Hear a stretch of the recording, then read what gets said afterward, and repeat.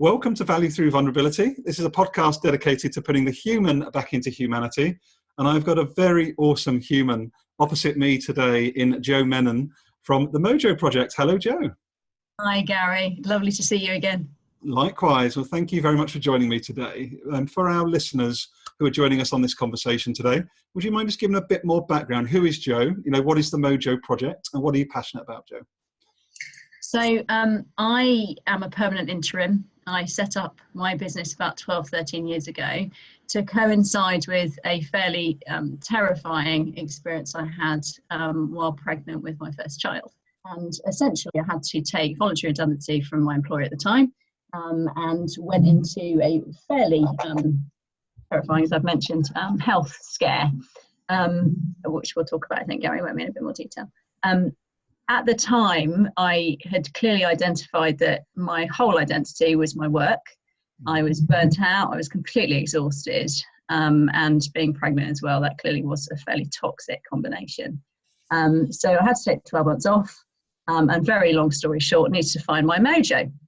Now, what I didn't know then, because I had come from quite a corporate, very structured, quite black and white environment, was that whilst I was setting my business up as Menon Associates Limited, really I was looking for something else as well. So I went straight back into HR consultancy, which is very much where I'd come from as a background, doing IT projects specifically around HR software.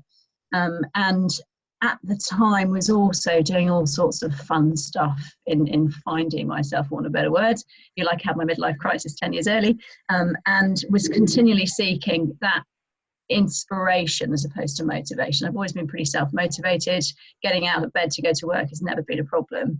But getting out of bed to go to work to really love what I do to a point where it didn't feel like work was still quite hard to find. So long story short, I'd always loved horses. I got back into horses after my health recovered and started training as an equine facilitated learning coach. I also did all sorts of other fun things like train as a Reiki master, which was clearly quite out there, particularly coming from the environment and background I come from in corporate, and did all sorts of other wacky things as well. Hence, I think my Twitter personage is something like the corporate hippie or something like that. I like to do things differently, but more importantly, I like to see people find things fun, because generally if you're having fun and you're enjoying what you do, you've kind of in that sweet spot, which means you're going to do great work. If you're stressed, if you're fearful, if you're upset, any of the above, you're not going to do your best work, which means forget mojo for a minute, you're just going to hate being there. So I'm not sure that's really an introduction, but it's a whistle-stop tour, Gary.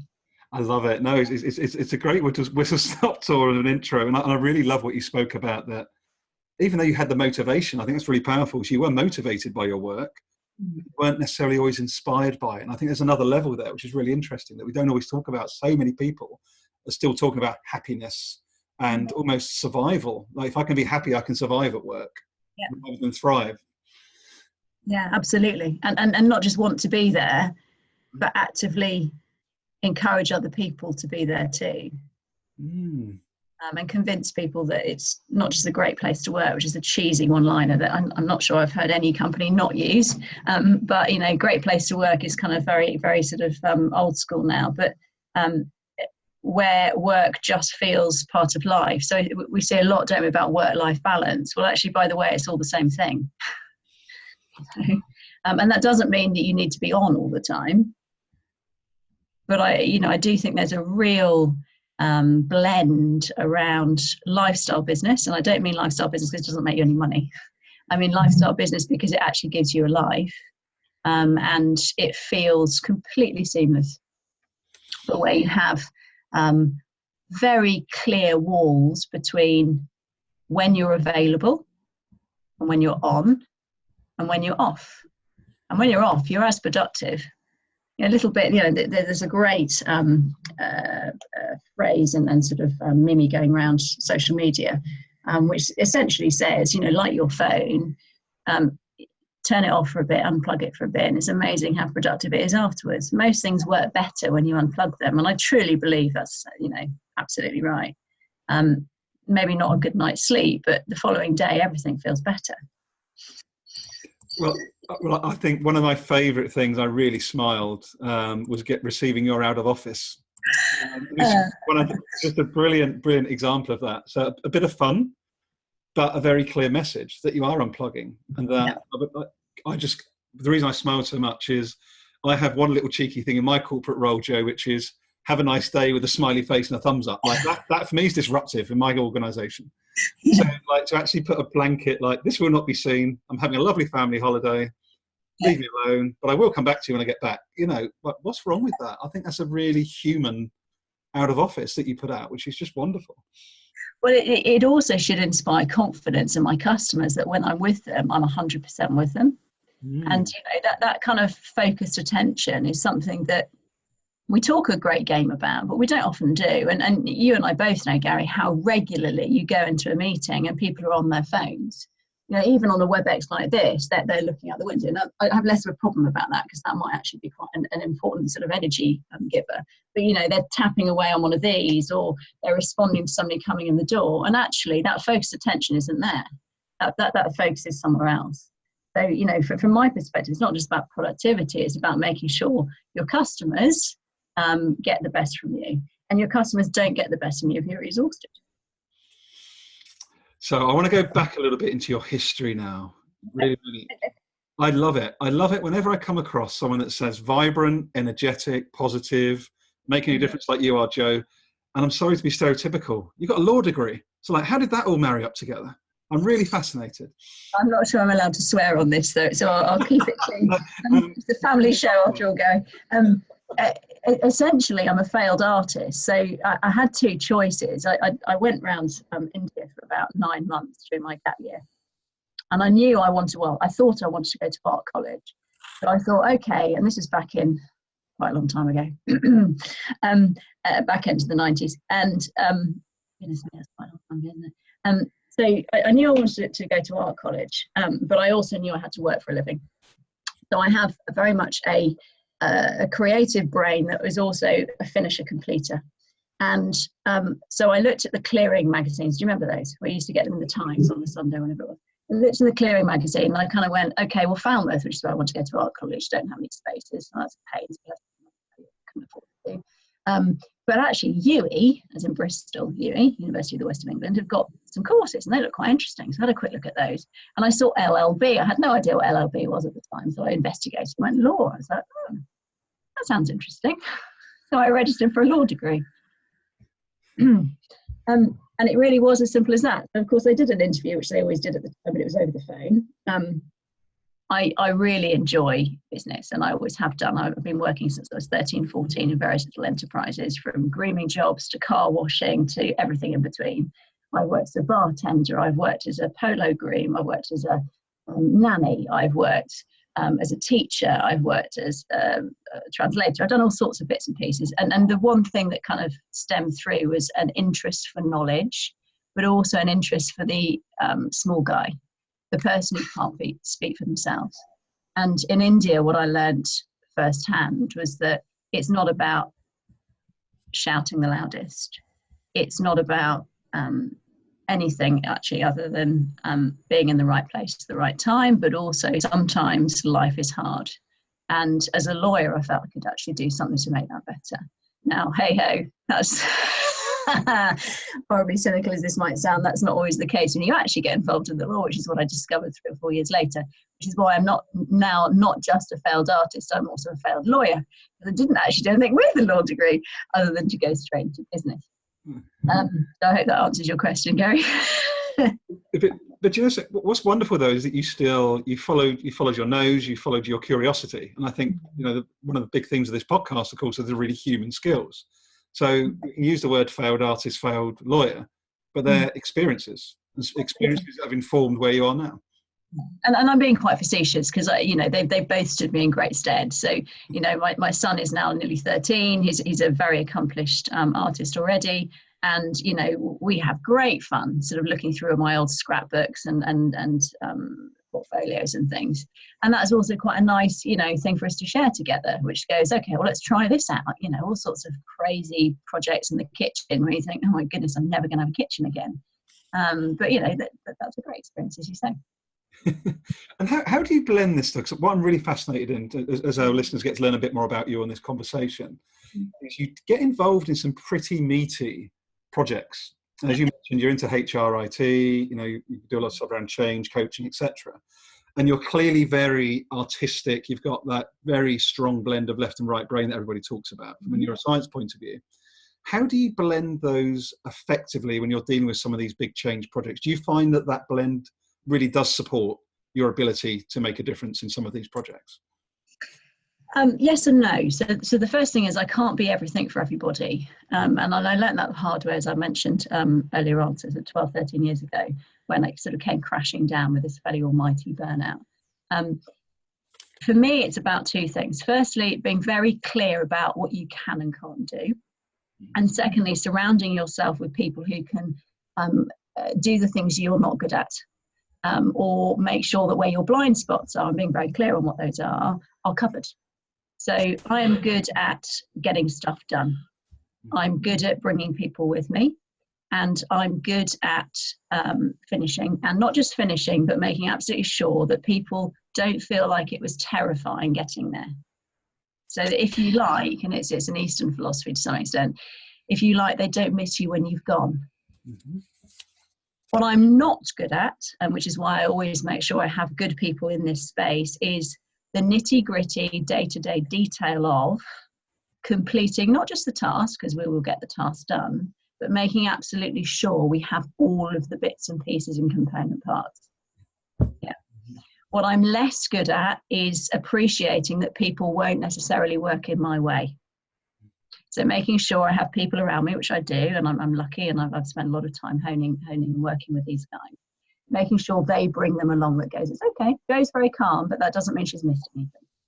I will always try and come across as incredibly calm, because I think that's very important, not just for the end customer who is paying for that service and for that delivery, but I also think it's very important that the teams around you, whether it's from the vendor, so from the software house themselves, or the end customer, or anybody else in between, feels that it's not insurmountable, that it is something we can all do. And in a pressure valve that most corporates are, particularly when it's a slightly more pressing project, which everybody thinks they're pressing projects, right? That we're not running a hospital, that it's not life or death. And I often use that trite example because it's really important sometimes when people are really, really stressed to say, right, let's just take a step back. Let's brush ourselves down. We might have had a rubbish day, but it's one rubbish day. And tomorrow, the sun's going to rise again, whether we like it or not, and we're going to start again. And I think it's really, really important for me to keep that calm in the team. It's really powerful for me what you just described there, Jo, is that I've spoke to Kirsten Holder previously, who does a bit of work with the NHS. And she actually spoke about the fact that indeed some of the teams in the NHS are some of the most effective because they are the ones that are, as you say, they're dealing with life, actually are dealing with life or death. And they bring together these self-organized teams continuously. They disband, they come back, they disband, they come back. And they just work brilliantly. And we're not dealing with that day to day. So it is okay to stop and get present and to reflect and to discuss. But we don't prize it, do we, in most corporate environments? Well, I think that's because we're continually looking for something tangible to say, right, I've ticked a box, I've checked a box, I have achieved X, and it is a tangible thing, or it's a series of objectives, when actually, as we all know, the real value isn't just in checking that box and in ticking off that objective, it's also making absolutely sure we can take that forward. And often in a fairly tangible project like a software project or an IT project, it's very clear about what the end result should be. But we all know that the system might be absolutely brilliant that you're implementing, but if nobody around you knows how to use it, or the system isn't fit for your organization, it's a complete waste of time. And back to your point, Gary, I think as a result, it's bringing people with you, and that takes time. I can build a system with most providers within a 6 to 8 week period for any scale. But what use is that if nobody knows how to use it or wants to use it? Now, we can train people within that time scale too. It's ambitious, but it's achievable. But again, people take time to get to that space of actually wanting to. And so my job and the team's job isn't just about implementing a system, it's about building desire. This is, I'm really reflecting on, well, the thing is for me, Jo, so there's organisations quite close to me and some in my network where there is very real human suffering occurring because there are multiple concurrent IT projects which are focused solely on meeting a deadline time and not at all on the human impact of meeting those deadlines. And we're talking like off work, burnout. There is serious suffering going on in some organisations that I am aware of, and they just will not slow down because they've promised something to the shareholders of the board that system will be in by X date, and everything else is collateral damage and acceptable. And that's happening in 2019. No, it's absolutely happening. I'm speaking with a couple of customers at the moment where they're getting through IT program directors like they're getting through lunch, and that's not okay. So again, it takes a brave person, but in my opinion, an effective person to say, I'm putting my hand up to this and saying, this is not acceptable. And if you don't have broad enough shoulders, Ms. CEO, Mr. Miss, whoever it is, or head of HR or IT or whoever, then I'm stepping out. Now that sounds arrogant, but I think that's a really important stand to take. And I don't see that enough, which is where the people leading the projects simply push as hard as the people they're being pushed by, as opposed to pushing up. So I'm not saying I'm not fearless. Everybody has fear. But I do think it's a very important point. And I know, Gary, you and I spoke about this briefly before the call, just around walking the talk on bravery. Very easy to talk a great game when it comes to courage. It's very easy to do it when you feel safe. A lot harder to do it when you've got people shouting at you. However, if you're very clear about what you can and can't do, and more importantly, what you will and won't do, which is about value, so that's slightly different, then I'm convinced you will be able to turn around a board and or whoever in what is not a life or death project.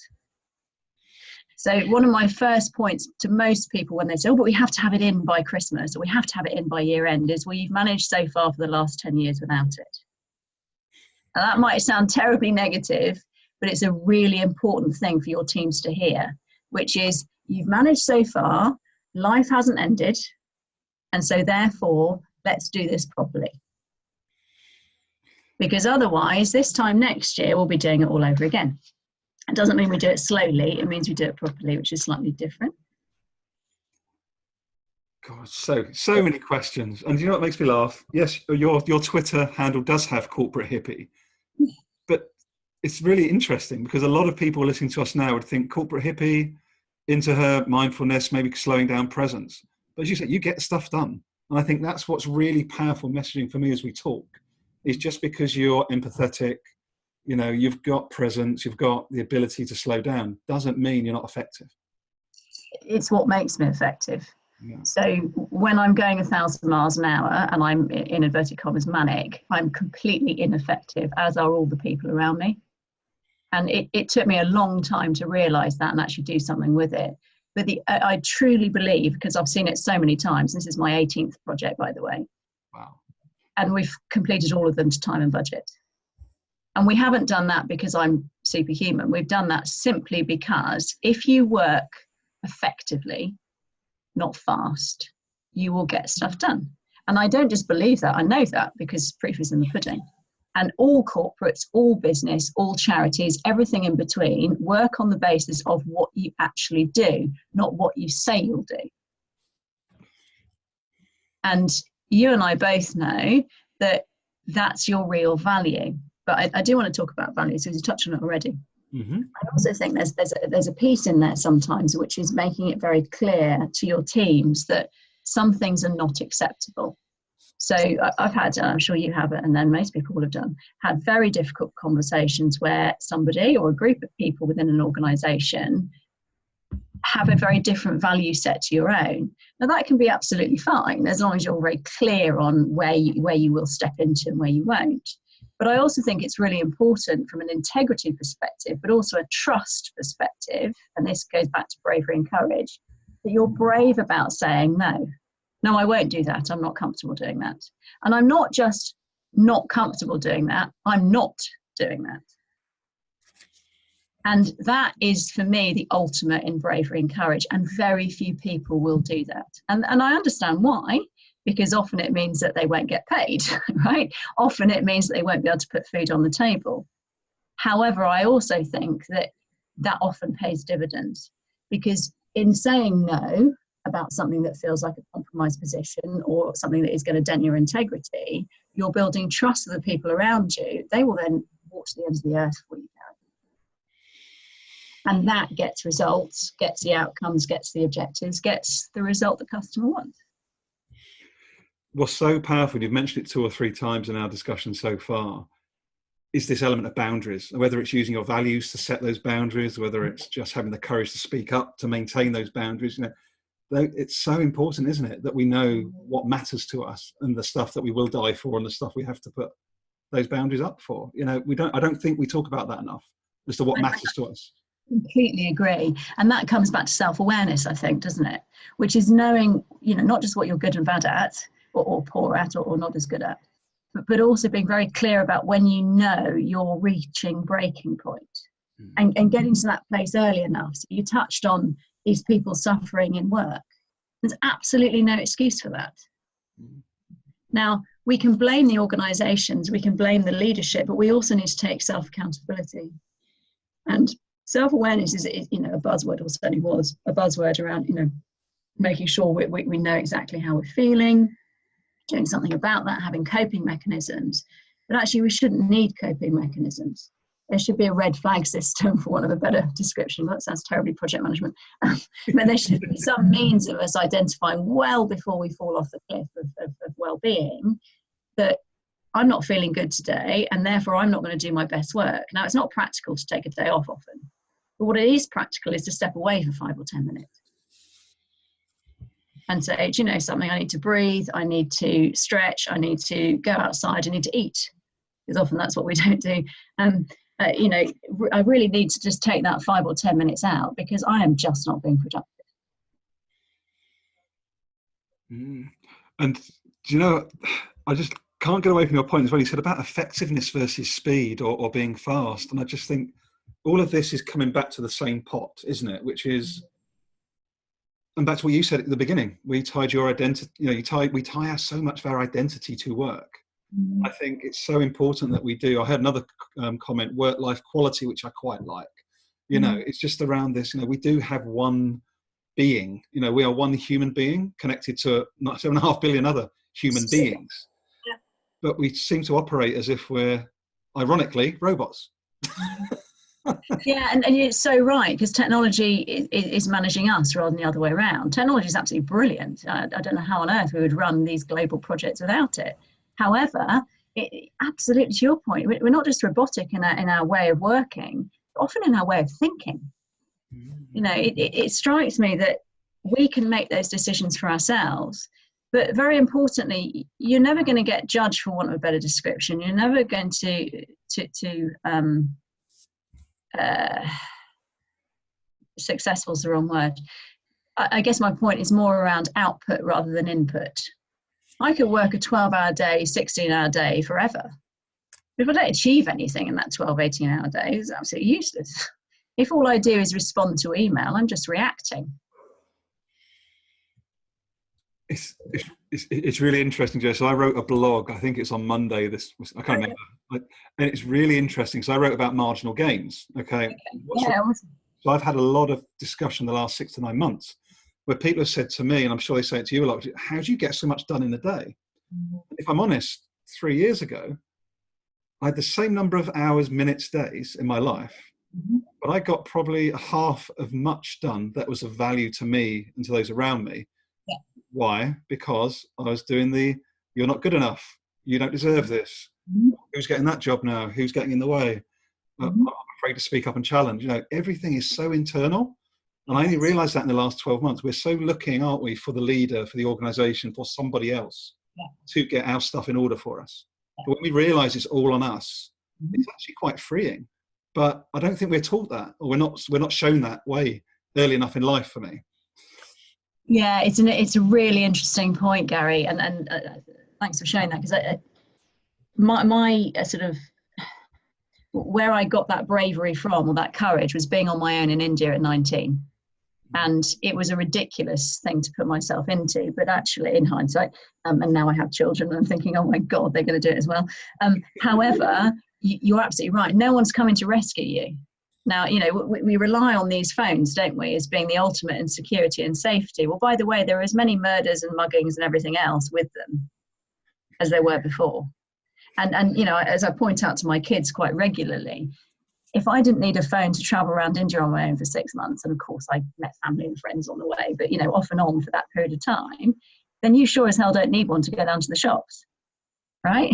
But that actually is a really important point, which is around that fear. The fear that if I don't have this umbilical cord of so-called safety, that something will happen. Well, by the way, you've got yourself to sort out first. The phone's not going to solve your problems. The phone isn't going to keep an eye on who's walking behind you. The phone isn't going to teach you how to be streetwise. The phone isn't going to help you be courageous and brave. And those life skills, as you say, can come to you at any point. But I think what strikes me is you're absolutely right. In a corporate environment, we go from institution to institution. We've gone from school. We might have gone to college or university, say for tertiary education, or we might not. And then we go into another institution. And at no point are we taught those life skills. Now, we might be if we study martial arts. We might be if we study jurisprudence or philosophy. We might be if we travel a lot. And we might be if we have a great group of friends who challenge our thinking. But that's a might, that's not a given. I'm slightly off piece here, Gary, I appreciate that. It's very on piece. It's very on piece, to be honest, this courage element, and how, because I think it's super, and I think what came up for me as you described that, which is actually really powerful. You said you move from institution to institution. I genuinely feel the reason so many people act like robots is because they feel institutionalized. They don't know how to act as, they've never gone deep enough in themselves. And this is, I'm going to get a bit spiritual and woo-woo now, because I've only woken up to this myself the last 9 months. Is that when you realize everything is your thinking. So I burnt myself out 3 years ago. And at that time, I thought it was the line manager, the organization, that person crossing the road. But what I realized afterwards on this retreat is my own thinking about me. And what I was saying in that moment was, it wasn't the fact, I challenged bullying in the workplace. So I was one of those guys that did have the courage to speak up and say, my values, my boundary is no. I was bullied, age 12, 13, I'm not having it in the workplace. But I was sent away by that line manager at the time who said, leave it alone. He's got something ongoing at home. So instead of me going, that's a data point, it's not causal on my well-being, it's just a data point. He's clearly in a low quality of mind. I told myself, you're on your own, Gary. You're not worthy, you're not good enough. And once you realize actually it's all on you, it's actually freeing. And I want people to hear our conversation. It's not a negative that it's all on you. It's incredibly freeing. Yeah, absolutely. Sorry, there's my little rant as well. I think that's so valuable, Gary, because as you say, we often don't find these things out until quite late in life. And, midlife crisis is a reality. I'm waiting for the red Porsche, but, I don't think that's going to happen. That aside, we like to sort of say, oh, it's spiritual woo-woo, it's actually lifestyle. So what it's saying is it's not just building a series of coping strategies for ourselves, but it's allowing us to do our best work. Now that is a value for any institution, whether it's the NHS, whether it's a corporate business, whether it's a charity, whether it's a school, whether it's working in the home. That's a huge value to the people around you. Because what that essentially means is that things like blame kind of go away. Because if you're accountable and you're self-aware, you generally don't do that. You don't point at the people next to you and say, well, it's not my problem, it's theirs. That's great in an organization if you've got rid of blame. Yeah. It also means that you're probably less fearful, which is the second biggest issue in most organisations and most institutions. So you've got rid of blame. Well, you haven't got rid of it, but you put blame in a box and you've said, okay, I can manage blame. But you've also said, I've actually also put fear in a box and I'm managing fear as well. Now, those two things are the biggest blockers to success, the biggest blockers to doing and getting stuff done anywhere, in any situation. And how interesting that they are both created by us. You know, the organisation at the end of the day doesn't create blame. It's human beings that create the environment that's conducive to those things coming up, yeah? And it's creating a kind of safety net of well-being, or whatever you want to call it, a sort of bubble around you, which says, I'm not bulletproof because I'm human, and it's okay to be vulnerable, and it's okay to be emotional. What's not okay is for me to react to everything. And more importantly, it's not what's going on around me, it's how I react to it. So I think you asked me a question earlier on, Gary, which is, you know, how do you bring these things together? Well, it's up to me how I react to all of the pressure being put on me. Now, if I decide that it's insurmountable pressure, then I need to work out a plan for pushing back on it, saying no, building a boundary, whatever we want to describe it as. But more importantly, it's their pressure, not mine. Yeah? That's so powerful. That's so powerful, that realization for people listening to us, that actually that downward pressure that feels like it's yours on your shoulder isn't yours. However, we can empathize with that person and go, okay, where's that coming from for you? I'll help you as best I can, but here's my limit. And it's having those adult conversations, isn't it, rather than the parent-child dynamic, which is so often prevalent. Yeah, absolutely. And sometimes parent-slave. You know, we talk about parent-child, but in a lot of organisations, there isn't the empathy, the care, and the due diligence in place. So there'll be very much a, you know, I'm cracking the whip and that's all that I've got. You know, we need to build organisations where we don't have to work like that, where we don't have shareholders or the excuse of a CEO breathing down our necks. We have an organisation that works on the basis of trust. We have much less of that fear culture, where your employees aren't servants and slaves, where your employees are valued people who don't just add value to organisation, but who bring something different. You know, all of the places I've worked have done well simply because they've identified that Gary is different to Joe, is different to Jim. And that's so important, because Gary will bring a very different way of looking at a problem to Joe. And if we're talking about creativity, forget art for a moment, forget sort of obvious outlets for creativity. Business is about being creative. It's about problem solving. And if you can work on the basis of an organisation having lots of different ways of solving a problem, horrible expression, skinning the cat, you know, lots of different ways of doing it, then you're going to get the goal and the problem solved quicker. And you're going to have a thriving organisation that hopefully is more profitable. And most importantly, the wheels are on the bus and it doesn't feel painful. So you don't have fear and you don't have blame issues. It's really interesting. If I sort of summarise our conversation so far, it's really about this whole, like, really do see the individual, but their collective power. Allow those individual gifts to show up, but in the aim of being part of a collective that helps get the job done, rather than here's the job that needs to be done. You lot now go and force feed however you fit. I don't care. That job needs to be done, which is what a lot of it is in the examples I shared. Whereas actually use that collective wisdom and individuality to get the job done.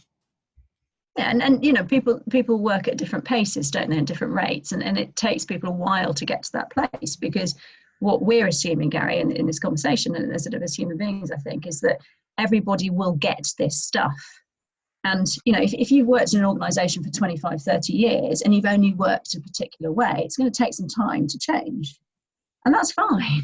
You know, I have no problem with that, as I'm very comfortable you don't. It's getting to a place where we can work together for the better good. And okay, well, you like checking your emails 5 times a day. carry on. If that makes you feel comfortable and safe, please do that. So, often in the early days of this kind of journey, I would insist that some of the teams I was working with would turn off their email for large portions of the day, because it's a complete waste of their time. However, what I have learned subsequently, that for some people that put them into a place where they just couldn't do their best work. So that's fine. And clearly I wouldn't expect a PA or somebody who does need to be on email all the time to do that. But I guess my point is, you have to flex, and you have to appreciate that not everybody's like you as well. And that some people do like the routine of 9 to 5, and that's not just because of their family setup, that's because they like that routine, and that's fine. Equally, I don't think you can run global projects like that. So you need to have another number of the team who operate in a slightly different way. But you're absolutely right. It's about bringing everybody together in a project of any sort. And that project might be a business as usual environment. Mm-hmm. So we talk about in business, don't we, and in life, it's either a project role or it's a BAU role. Mm-hmm. It's all a project role. big revelation of the podcast. I love it. No, it's such a good point. It's like change, though, isn't it? This is something that I also find baffling. And again, I've been part of this for many, many decades. Only the last year or so, Joe, I'm like, we are change. Like every second, stuff's changing. It's like to think that we're on a change project of a particular thing. Yeah. Like, okay, yes, you've got to get that IT system in. That's the project. Yeah. But every single person on that project is changing every single second of every single day. Mm-hmm. Like, so we are change. Like, just a thing that we're not. It's like bizarre. Yeah, absolutely. I mean, you only have to look at, and I don't want to talk about politics because it's just the most hideous situation. But, if we touch on kind of what's going on in the economy doesn't just say, okay, we'll BAU, so nothing will change for the next period of time or for your duration of career, your career duration. Of course, it doesn't work like that. There are certain points of the year. There's year end, there's quarter end, there's end of the month, whatever it is. But the point is, there are cycles, and therefore there are projects and mini change pieces that come in. And you and I both know that there'll be a different year, and there'll be a corporate strategy each year, and there'll be a blueprint there. And that's essentially setting the tone for a project or a series of activities for a 12-month period. Fascinating.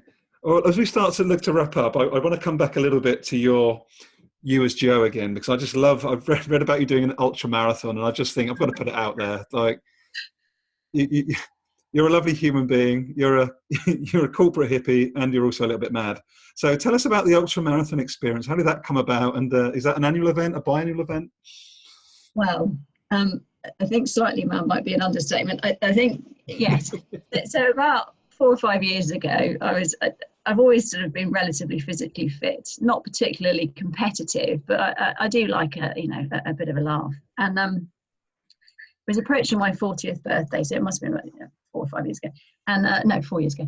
And everyone said, "Oh, what are you doing for your 40th?" And I just thought, oh, I don't want to have a party. And so I thought, I'll do something sort of a bit challenging. And as with all these things, old habits die hard. I think we went out for a boozy meal. And very long story short, I got involved in something called the Ben Nevis Challenge, which essentially involved getting up and down Ben Nevis as quickly as possible, cycling 25 miles in the Highlands, and they are not flat, as I discovered afterwards, and then doing a little assault course in a canoe on a loch.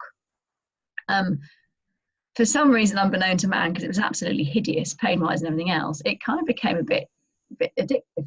And I then promptly, having said never, never again, and all sorts of other slightly ruder versions of that during the day and a few days afterwards, because it was really quite uncomfortable. In fact, it was absolute agony. Then signed up for another one, and I've done that now for the last 4 years. This year, I'm doing 3. I'm 2 down and I'm 1 to go. Now, every year I try and choose a small charity, if you like the small guy, back to our kind of earlier conversations, that isn't necessarily well known, suffers through lack of funding, and very importantly, needs a little bit of a boost. So you'll see in some of my fundraising stuff that it's a different charity each year, and between us, and I have a motley crew now of slightly bonkers folk who join me on these adventures. And we call it our annual walking holiday, just to kind of slightly work on the sort of psychosomatic. We just try and rebrand it so it's not quite as painful. this year I'm doing it for a charity that supported my brother and sister-in-law when my sister-in-law came into labour 4 months early. And Gary, many thanks again for your kind donation. It's a charity that didn't just support them with practical stuff, but from a mental health perspective, really supported the kind of day-to-day things that you just don't think about until you have a premature baby. Now, this charity didn't support me personally, but the actual sentiment was such that 12, 13 years ago, I had not dissimilar situation myself with my first child. So one of the reasons I think I probably have a slightly more philosophical view on life and corporate life in particular is that I nearly lost my life to a placental rupture 13 years ago. And my son was then subsequently born prematurely, not straight away, thank goodness, like my niece has been. But as a result, of course, when you're fighting life or death, you suddenly start to realise what's important. So yeah, back to subject, or back to the question, Gary. I run ultramarathons each year. We don't run, we tend to sort of walk, crawl, swear, and do whatever's required to get to the finish. But we do finish. And what I love about them, and there are different folks who join us each year, is that the amazing sense of achievement when you finish 100 kilometres in 2 days is just extraordinary. And I don't do this with ultra athletes or people who have personal besting, you know, marathons. I do this with people who have never done anything like this before, who haven't done any sport for 20 years, who, you know, start training 6 months before, but struggle to kind of get up the stairs a few weeks, you know, a few months before. So you know, this is for me a fascinating kind of project, if you like, into how so much of this is mental strength, not physical strength. Now, of course, there are all sorts of physical ailments we discover along the way, but it's a fascinating insight into not just my own kind of inner depths, but also how people cope under what I call true physical pressure. It's really hard, but yeah, I certainly intend to keep doing them, Gary. And I will make sure that you are now added to the mailing list in January, where I send out a call to action, because the more the merrier. It's a fantastic thing. Well, do it, because it's the sort of kick up the backside I need. I keep getting to the gym, then I'm not, then I'm playing squash again, then I'm not. And this sounds like the sort of, it's just that community almost. You've got that community element to this, which is absolutely lovely. So please tell our listeners, actually, so your charity, what's the actual name of the charity, just in case anyone's feeling generous listening to us today? Oh, thank you, Gary. It's Adapt Prem Babies UK. And the website, or my funding website or link, is uk.virginmoneygiving.com/Jo Menon. And yeah, we're trying to get over the £2,000 mark this year. And as I said, I've done 2 ultras already. So we did the Jurassic Coast at the beginning of June, which very nearly finished us off. 2,000 people started, only 1,200 finished. And unfortunately, a couple of helicopter rescues just to really add to the excitement. Not us, I might add. And yeah, that was hard. 100 kilometres along the Jurassic Coast. We then did 3 weeks later, 50 kilometres on the Cotswold Way, which again is not flat. And then at the end of September, do the North Downs, which I'm told isn't too bad until you get to Box Hill. And it's a bit like sort of walking Ben Nevis, apparently, right at the end of the 50 kilometre ultra. So yeah, looking forward to that one. And that brings the team back again for our hashtag annual walking holiday, which it is far from. But again, back to that mental game, it really kind of helps us motivate ourselves. Oh, it's lovely. I'll make sure your link's added to the show notes, again, just in case anyone listening is feeling generous. In terms of how people can find you, Jo, what's the best way to reach you? Social media, websites, if people want to follow up the conversation with you? Probably the website, Gary, because that then gives you all the links to social media and my slightly cynical Twitter feed. It's www.themojoproject.co.uk. That's amazing. Well, look, I genuinely find you an inspiration, like everything you're doing, how you go about it. Just, honestly, real inspiration, Jo. Thanks for joining me today. Really appreciate it. The feeling is very mutual, Gary. Thanks so much for having me. Take care. Bye-bye. Take care. Bye-bye.